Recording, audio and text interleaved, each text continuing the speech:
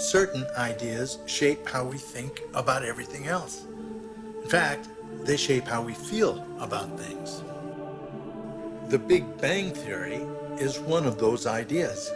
Trouble is, a growing number of scientists now think it's all wrong, that it may just be a fairy tale. The concept was first introduced by a Catholic priest from Belgium named Georges Lemaitre. He called it the primeval atom theory. In 1949, British astronomer Fred Hoyle, who rejected the concept as being irrational, coined the term Big Bang as an insult. He was not the only one suspicious. Primarily, that's because it resembled the origin story in the Bible. The idea of creating something from nothing seemed more like an ancient legend than modern physics. Before then, many folks, including Albert Einstein, believed the universe had always existed, that it was eternal. Of course, this had its own spiritual implications, but it felt a little unsettling because there was nothing on Earth like that. Everything else we know about had a beginning. So a lot of folks welcomed the new theory, even if it came wrapped in religious symbolism. In 1927, after studying Einstein's theory of relativity, Lemaitre issued a paper in French in which he proposed there was a connection between a galaxy's distance and its redshift. What is redshift? We know sound and light are made of waves. The shorter sound waves are higher in pitch, and the longer sound waves are deeper. Something similar occurs with light. The shorter light waves are bluer, and the longer ones redder. When sound waves come toward us, they get louder, and when they pass by and recede into the distance, they fade. When light comes toward us, it takes on a blue color, and when it heads away, it turns red.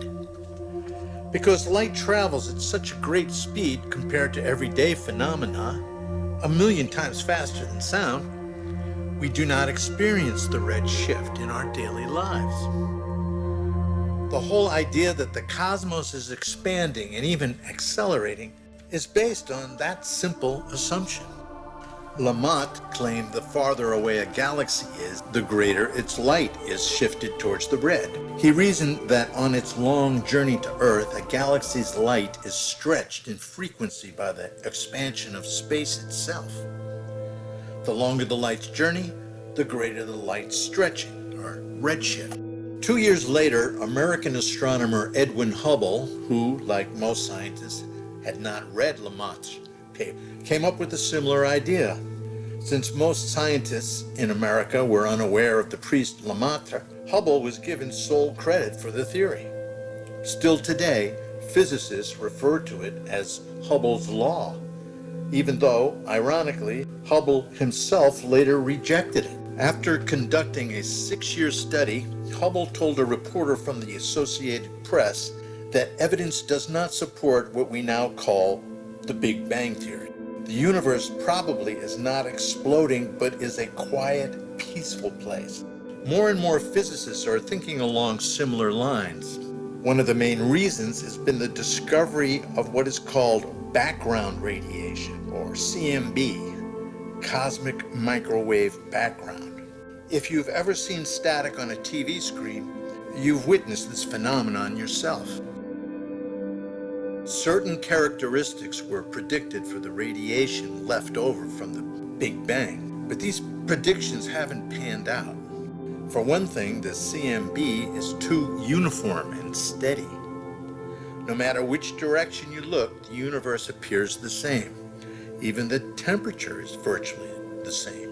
This isn't what's supposed to happen. Explosions are messy.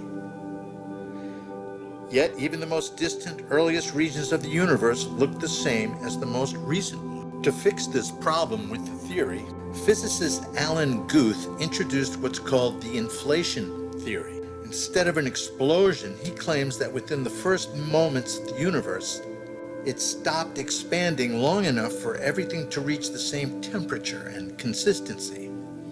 Then it resumed its expansion. As one might expect, a number of scientists have picked at this conceptual bandage, leaving it a bit frayed. In the Scientific American, physicist Paul Steinhardt, together with Ana Ijas and Avi Loeb, rebuked their fellow cosmologists for being uncritical believers and for making up excuses for the flaws in the theory. The cosmology community, they said, has not taken a cold, honest look at the Big Bang inflationary theory. Perhaps science writer Denise O'Leary put it best when she said, "It all sounds like a guy explaining why he can't pay his rent. Only the last sentence matters." There's another problem with the Big Bang theory. It has to do with the very brightest and most distant star-like objects in the universe. They're called quasars, or quasi-stellar radio sources. They are up to 10,000 times brighter than the Milky Way. The light reaching us from quasars is believed to be coming from a time when the universe was very young. Quasars are believed so far away, in fact, that according to the Big Bang theory, they were formed long before any metals existed. That means they're not supposed to be composed of any metals. Yet, observations show quasars are actually rich in metals. And here's something else quite curious. The galaxies in which they are embedded don't themselves show any redshift. In other words, their close neighbors don't seem as far away as they are. How can this be? It can only be explained if the redshift is caused by something other than distance. Is there anything else that might cause the redness? A number of scientists now think the red color may actually derive from transitions in the density of particles involved in the creation of new stars. In other words, they think quasars are a part of this birthing process. Recently, some corroboration was offered.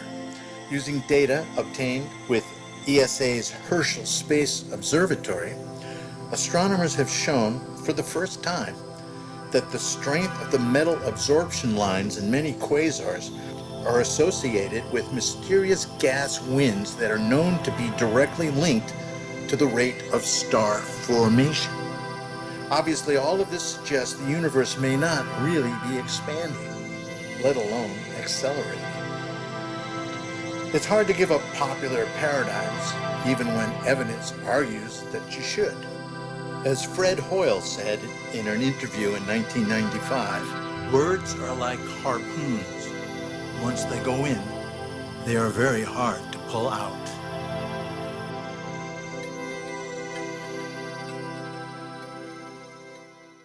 If you like this video and want more, hit the like button and subscribe. That way you'll be notified when new ones become available. Thanks for watching.